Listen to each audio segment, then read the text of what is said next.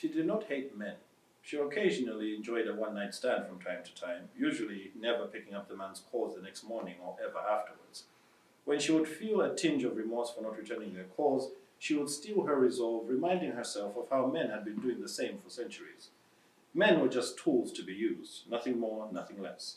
Even if she could not find a man for a nightly consort, which was very rare, she had other options to satisfy her sensual longings, which was why she never quite understood her fellow sister's fascination and borderline obsession with the male appendage.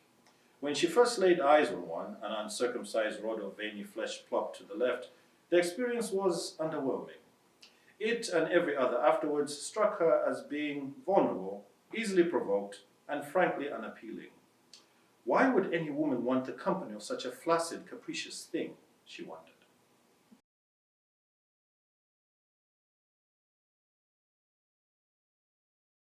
My name is Muthi Nhlema. I'm a fiction and creative non-fiction writer from Malawi. My day job is I run an NGO back home that works in groundwater.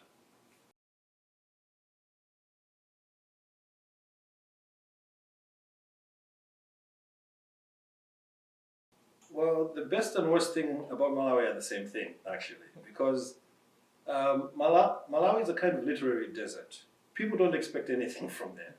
So when someone like me pops up, it's actually both a breath of fresh air, but also it brings with it a lot of pressure, because there are very few of us from Malawi.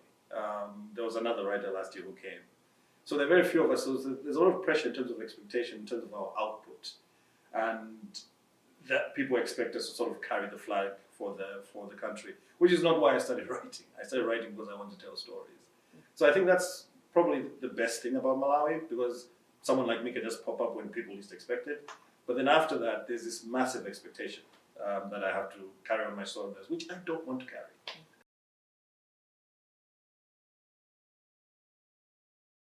The best thing about Malawi, I would say the best thing about Malawi is the fact that I can walk down the street and no matter how busy people are, they'll stop and greet you.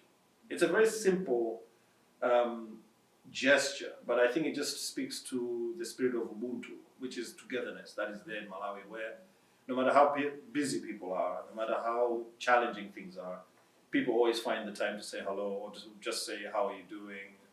Are you all right? I think that's something that being here in Iowa, I realized I missed. So I think that's the one thing that's really popular, that I would say is good about Malawi. Despite all our challenges, it's the one thing that's good about Malawi.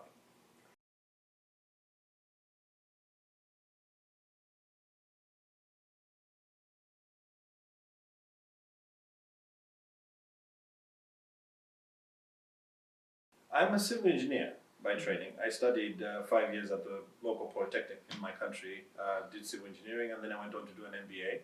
So I do hold an MBA, and that sort of helps me in terms of the work that I do in terms of managing the organization. I've got a team of 12 people that I need to manage, which is why I thought doing an MBA would help me with the necessary skills. And as is very often a surprise to many people,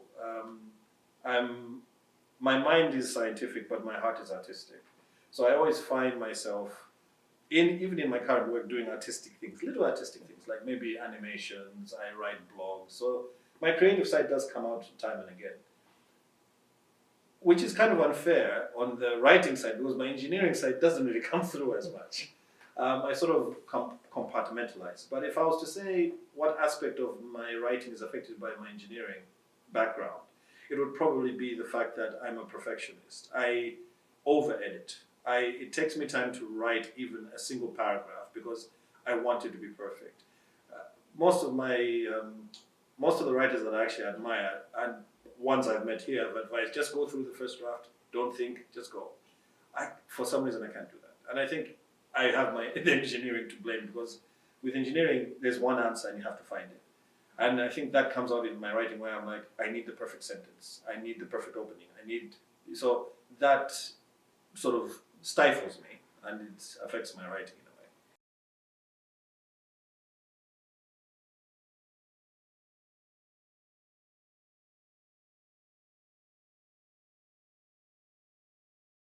I think one thing I've learned from being here, away from the hustle and bustle of work, is that when I look back on my stories, I realize there's a piece of me in all of them. And I actually wrote a quote, an Instagram quote, which I've attributed to myself, very modest of me. And I basically said that if you're writing truthfully, you'll leave a piece of yourself on the blank page. And that's the thing I've learned. Before I came here, I didn't believe that. I just thought stories just choose you and you channel them on the page, and none of you gets into it.